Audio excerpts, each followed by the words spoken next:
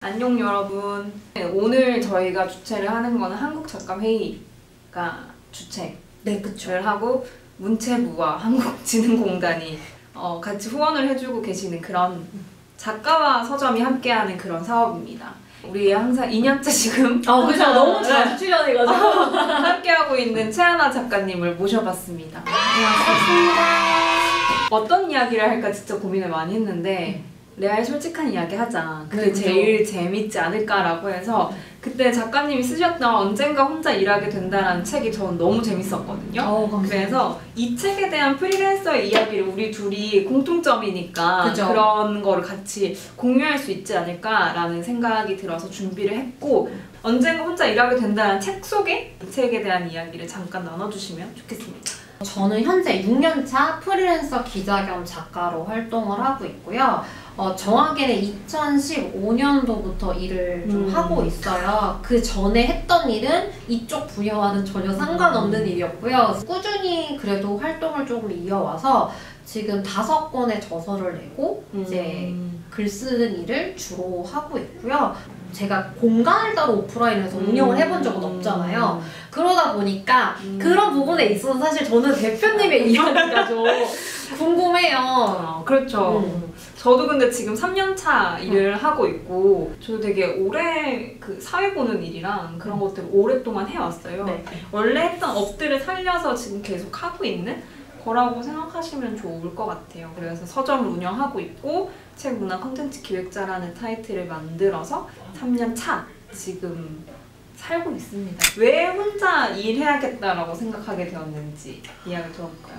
근데 저는 정확하게는 혼자 일해야겠다라고 회사를 다니면 생각한 적은 진짜 한 번도 없었어요. 다들 서점 꿈이냐라고 묻잖아요. 맞아요. 진짜 제 인생에 서점이 들어올 거라고 생각도 못했어요. 그래서 그런 생각이 없었고 그냥 취미? 그러니까 취미랑 직업 그 가운데 2.5단계 정도로 이제 글쓰기를 꾸준히 하고 있었는데 하다가 보니까 어느 순간 이제 연락을 받게 된 거예요. 혹시 프리랜서 기자로 일을 해볼 생각이 없냐 해서 시작하게 된 게 지금 6년 차가 된 거예요. 근데 저 같은 경우에도 저는 이제 회사를 3년 다녔고 너무 뻔한 이야기예요. 너무 흔하게 겪는다는 3년차의 슬럼프에 빠져서 그게 좀 유독 심하게 왔어요. 그렇게 3년차의 슬럼프에 많이 빠지게 되면서 저는 사실 혼자 일하고 싶지 않았어요. 왜냐면 저는 회사라는 집단에 좀 잘 맞는 사람이라고 생각을 했고, 제가 어떤 회사를 가도 저는 최선을 다하는 사람인 거예요. 그런 유형들이 있어. 그래서 1월 8일 내일 하자. 맞아. 그런 분들이 창업을 좀 많이 하시는 게 그 아직도 기억나는 게 회사 이제 퇴사할 때 사장님한테 제가 대표님한테 제가 아직 고생을 덜 해본 것 같습니다. 여러분들이 궁금해하실 게 뭔가라고 생각했을 때 성수기와 비수기였어요. 분명히 프리랜서에도 성수기랑 비수기가 존재하거든요. 작가의 성수기와 비수기가 다를 거고 서점으로서의 성수기와 비수기가 다를 것 같거든요. 어떠세요? 어떤 때가 제일 성수기, 비수기라고 생각하세요? 저 같은 경우에는 크게 프리랜서 기자, 프리랜서 작가로 일을 하는데 거기에 이제 강의를 많이 가다 보니까 사실 글 쓰는 거에는 성수기와 비수기가 크게 있진 않아요. 1년 내내 약간 비슷한 느낌으로 가는데 강의는 확실히 이게 비수기와 성수기가 있거든요. 맞아. 그리고 타겟에 따라 좀 다를 것 같은데 저 같은 경우는 이제 강의를 글쓰기를 하고 싶어하는 성인분들 대상으로 하다 보니까 성인분들이 사실은 8월에 여름휴가 많이 가시잖아요. 그때가 비수기고 그 다음에 또 12월에는 연말이라 이제 뭐 송년회, 막년회 막 정리하시잖아요. 그래서 이때가 비수기고 또 2월에는 너무 추워서 그때가 비수기예요. 그래서 요렇게 8월, 12월, 2월 비수기고 나머지 중에서 3, 4월, 그 다음에 또 언제일까? 9월, 10월 이렇게 성수기? 그러니까 비수기가 온 다음에 이제 몰려서 성수기 이런 식으로 조금 되는 것 같아요. 전 대표님은 어떠세요? 근데 책방은 그 날씨 좋은 날 없고 날씨 안 좋은 날도 없고 사실 책방 운영은 매년 달라요. 성수기랑 비수기를 딱 나눌 수는 없는 구조구나 라는 걸 느끼고, 북콘서트 같은 경우에는 축제 시즌 축제 시즌 그때는 이제 난리가 나죠. 3월 그리고 지금 11월 추수하는 11월. 이런 느낌. 아. 원래 10월부터 있었어야 될 텐데 맞아. 10월에도 근데 간간히 제가 있긴 했었거든요. 10월, 11월에 많았고 원래는 연말까지는 있는데 올해는 모르겠어요. 연말이 다들 얌전하게 보내는 그런 그런 거잖아요. 느낌인 것 네. 같아요. 그래서 연말은 잘 없지 않을까라는 생각이 들고 책방 강연은 책방 관련한 행사들이 좀 많을 때 지금도 조금 있긴 한데 그럴 때 간간히 들어오는 그런 추세인 것 같아요. 저는 사실 딱 성수기다 비수기다라는 걸 아직까지는 많이 체감하고 있지는 않은? 사실 성수기와 비수기를 저는 있을 거라고 생각을 못했던 게 회사 다닐 때는 일이 좀 몰리는 시즌이 있긴 하지만 맞아요. 월급이 같잖아요. 맞아.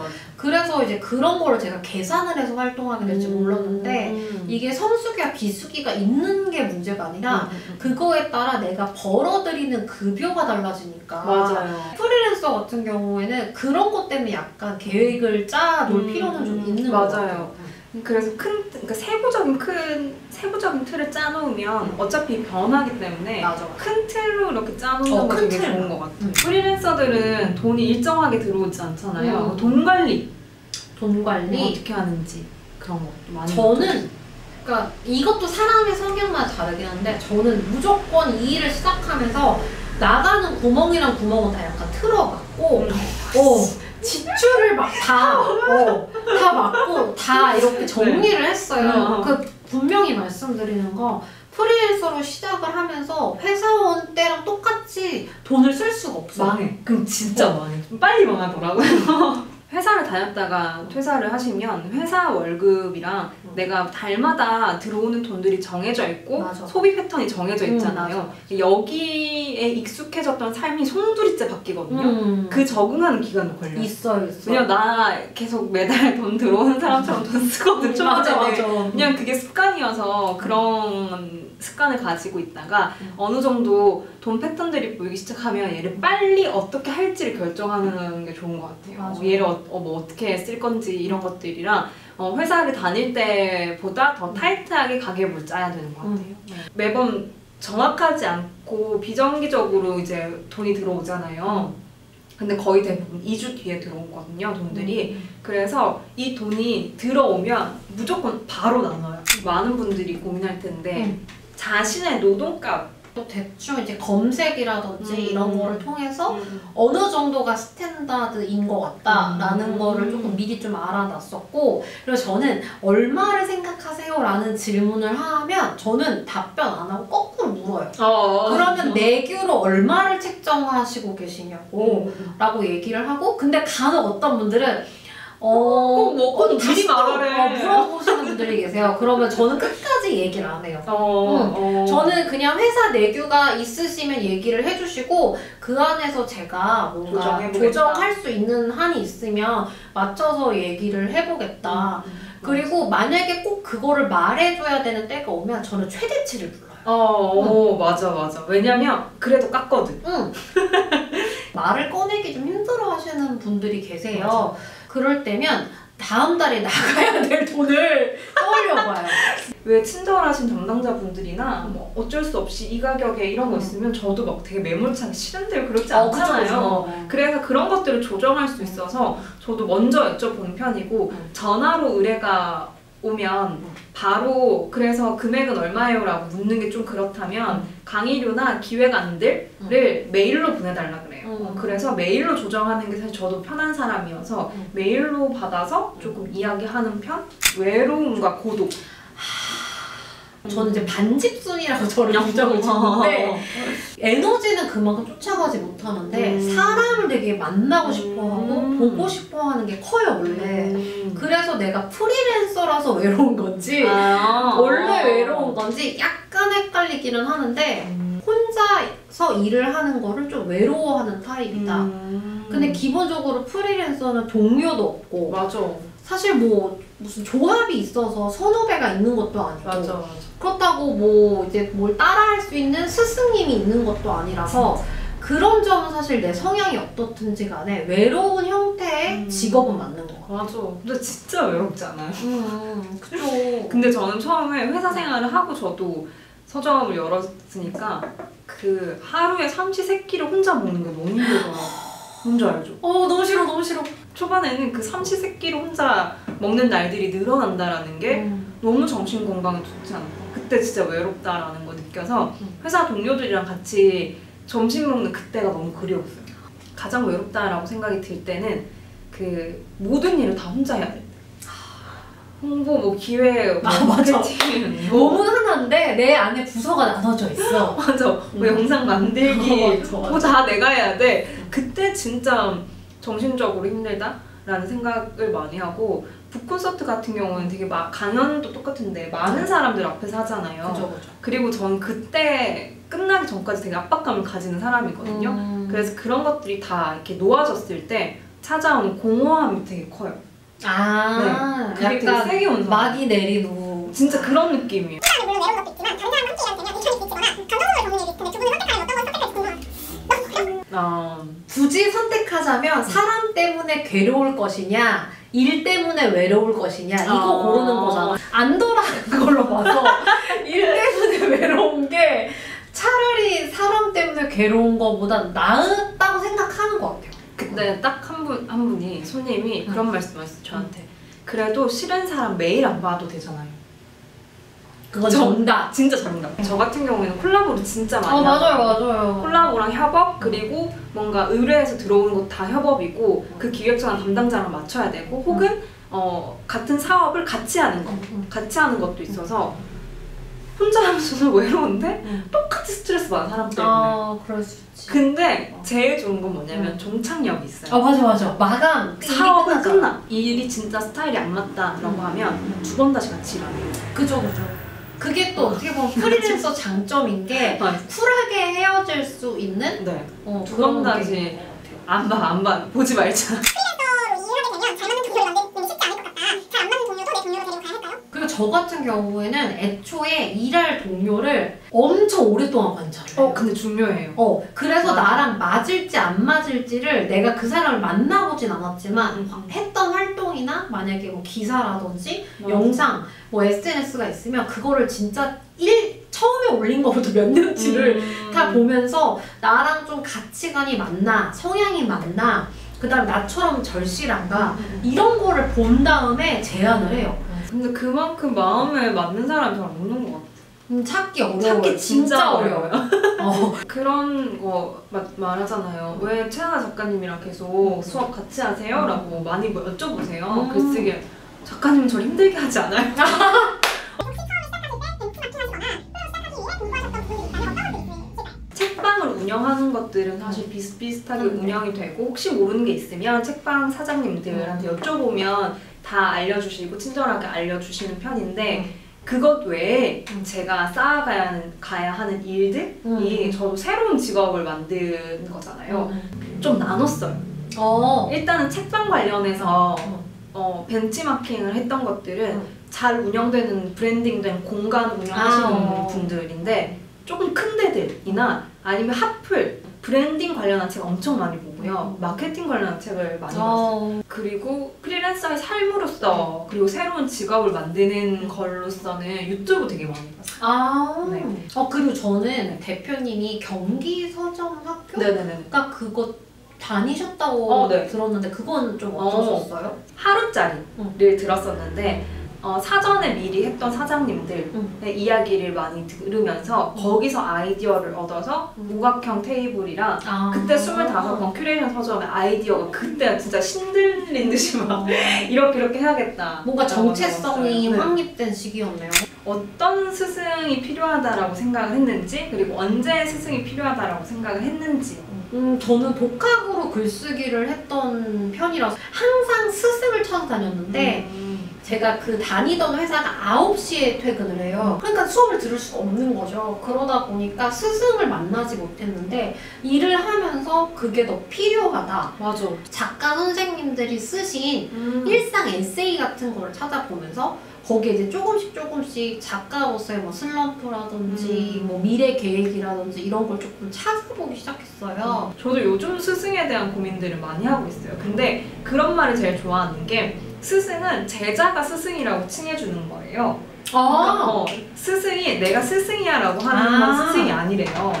그래서 결국에는 이 제자라는 사람이 내가 필요한 스승을 선택할 만큼의 능력이나 사고방식이나 철학들이 갖춰져야지만이 나한테 필요한 사람을 찾는다고 하더라고요. 지금 소름 쫙 끼쳤어. 그렇게 생각 못 해봤어요. 그런 말을 듣고서는 저도 그럼 일단 지금 내가 못 찾는 건 아직까지 나에 대한 정체성을 정확하게 잡아가지 못해서일 수도 있겠다라는 생각이 들어서 그냥 좀 저한테 더 집중하고 내가 뭘 하고 싶은지 그리고 앞으로 더 그려가고 싶은 이미지가 뭔지에 대한 생각들을 요즘에 저는 좀 많이 하고 있는 것 같아요. 지금 혼자서를 준비하고 계신데요. 그래서 혼자 뭘 해본 적이 없고 단체성도 없어서 뭘 해야 할지 모르는 상태에서 시간을 어떻게 보내느냐, 알차게 보내는 걸까에 가장 크게 멘붕에 빠진 거예요. 회사를 다니면서 3년 동안 명예기자 활동도 하고 시민기자 활동을 해서 주말 같은 경우에는 조금 그런 거에 투자를 미리 하면서 발을 담가본 케이스거든요. 그래서 만약에 가능하시다면 직장이 일반적인 회사 같은 느낌이다. 그러면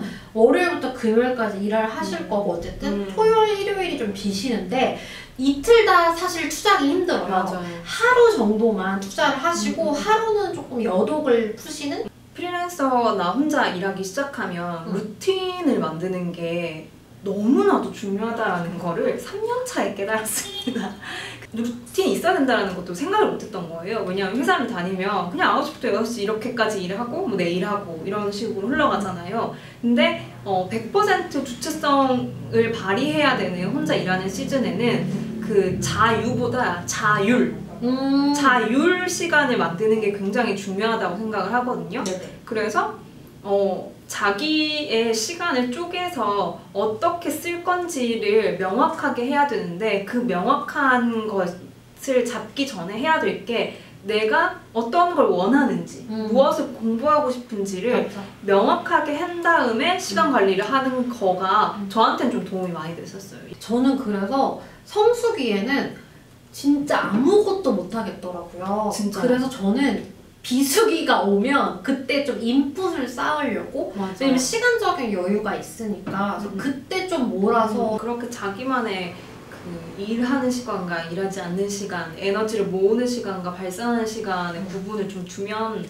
좋지 않나라는 생각을 합니다. 먹거리 성향을 가지고 계신다고 하셨는데 일과 일상의 밸런스를 맞추는 자신만의 방법이 있을지 궁금해요. 라고 여쭤봤습니다. 워라벨. 이거 좀 말하기가 저는 어려운 게 뭔지 알겠어요.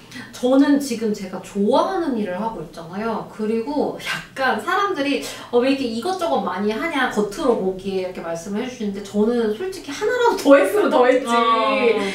더 하고 싶은 마음이 사실 크거든요. 그러다 보니까 지금의 제 삶에 직장인분들이 말씀하시는 그런 형태의 워라밸은 사실 없는 것 같아요. 그 워라벨이라는 게 저는 직장인들이 꼭 가져야 하는 자세라고 생각해요. 맞아요. 그 진짜 필요해요. 네, 너무 필요하고 저도 그걸 잘 못해서 3년밖에 못 버텼던 것 같아요. 근데 사실 자기 사업을 하기 시작하면 워라벨이라는 개념이 기존에 가졌던 워라벨과 완전 달라져요. 완전 달라져서 이게 내일이니까 이만큼 참고 하지라는 생각도 하지만 내일이니까 해야 될 게 많아요. 근데 이게 억지로 누가 시켜서 하는 게 아니라 스스로 명령을 하고 부여를 하는 거잖아요. 그런 거다 보니까 제일 중요한 건 체계화. 일의 체계화를 얼마나 잘 잡았느냐에 따라서 쉴 공간이 생겨요. 워라벨이 뭔가 쉼과 일하는 기간이 아니라 정신적인 걸로 나누는 거예요. 정신적으로 나만을 위한 시간을 얼마나 마련하느냐 안 하느냐의 차이. 그 사이에 잠깐 내 생각을 정리할 시간이 있느냐 없느냐랑 그리고 저도 이 시간을 이렇게 풀로 일하는 것 말고 중간중간에 친구 만날 시간들이랑 그런 것들은 다 우선순위로 둬요.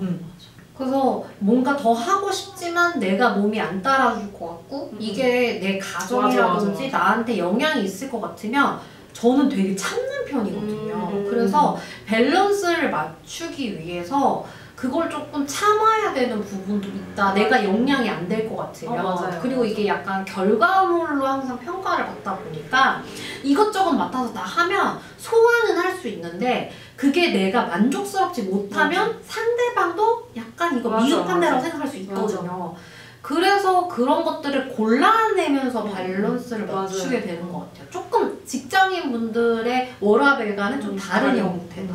하다 보면 한 1년 정도, 1, 2년 하다 보면은 내 한계치를 발견하게 되거든요. 맞아요. 그걸 딱 잡으시는 게 좋아요. 맞아. 여기까지 한계치. 여기까지다. 근데 그건 해봐야 처음에는 막 하거든요. 하다가 어느 정도의 패턴이 쌓이고 아 이건 도저히 안 되겠다라고 하면은 그때 한계치를 정해놓고 그것들은 쳐내가는 작업들을 하시면 돼요. 사회 초년생이라고 하면은 직장생활 아직 경험 안 하신 분. 근데 저는 그 직장생활에 경험 안 하시고 프리랜서로 길게 일하시는 분을 딱 한 분 뵀거든요. 근데 그분 같은 경우는 졸업하고 한 번도 회사를 다녀본 적이 없으시대요. 근데 그분을 제외하고는 대부분은 직장을 좀 경험하신 분들이 많았는데 제가 말씀드리고 싶은 거는 저의 경험을 기반으로 하면 회사 생활은 어렵지만 사실 거기서 느낀 점들이 좀 많이 있거든요. 그리고 그거를 내가 해봐야 진짜 안 맞으니까 다시 안 돌아갈 수 있는 거라서 만약에 초년생이신데 혼자 일하는 삶을 좀 꿈꾸신다면 그래도 한번, 그러니까 오래 일 필요는 없는데 그 내가 회사 안에 조직 안에서 일하는 건 어떤 느낌인지는 한번 경험은 해보시면 좀 좋을 것 같아요. 경험해봐라. 제가 지금 졸업반인데요. 네. 저는요 혼자서만 일하고 싶고 사람 만나는 거 너무 싫고 인간이 너무 아예 그래도 저도 회사 한번 가라. 네. 왜냐면 회사 안 가고 프리랜서로 오래 하신 분을 잘 못 봤어요.